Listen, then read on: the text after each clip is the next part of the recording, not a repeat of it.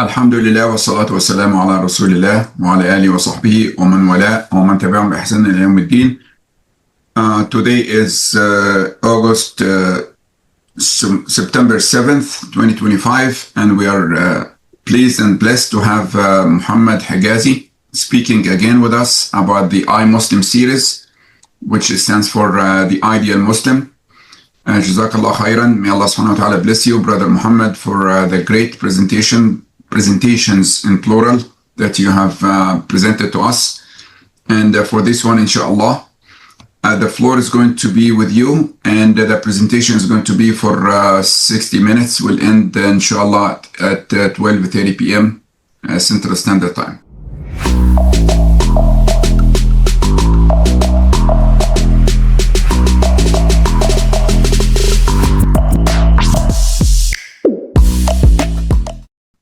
Brother Muhammad, it's all yours. Barakallah feek, jazakallah kull khair. I'm happy to be here always with the brothers and sisters. May Allah subhanahu wa ta'ala reward you all. Jazakallah khair. Welcome back for another session. I think today is our 5th session, if I'm not mistaken, of the I Muslim, which to remind everyone, I Muslim stands for Ideal Muslim. In this series, we discuss the Islamic characteristics of Ideal Muslim from Qur'an and Sunnah. The topic is for everyone. And as I mentioned, we discussed the ethics of Muslims towards Allah subhanahu wa ta'ala, towards ourselves, towards family, friends, and the whole community at large. These are the recommended reads. I recommend you to purchase some of them or read on some of them. They are going to be very valuable, inshallah. Quickly, in the series, we discussed the relationship between the Muslim and the Lord, Allah subhanahu wa ta'ala, between ourselves, what are the rights of ourselves on ourselves, what are the rights of our parents, spouses, children, relatives, neighbors, friends, and the whole community at large, Muslims and non-Muslims. So far, we have been still talking or within the realm of the relationship of the Muslim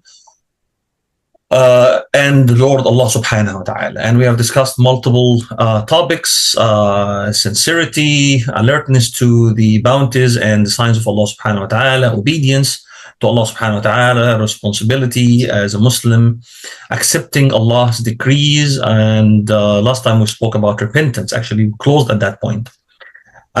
Today, inshallah, we'll focus only on one topic that I hope that we can dive very deep on it, and inshallah there's going to be some benefit from this discussion. And I would like to remind everyone that this is an interactive discussion. To gain the full benefit, we have all pleased to participate, and believe me, you're going to get a lot of everyone learns. I learn from the input of your inputs and the inputs of brothers and sisters, get looking at the same topic from different angle actually enriches the discussion and gets a lot of wisdom out of it.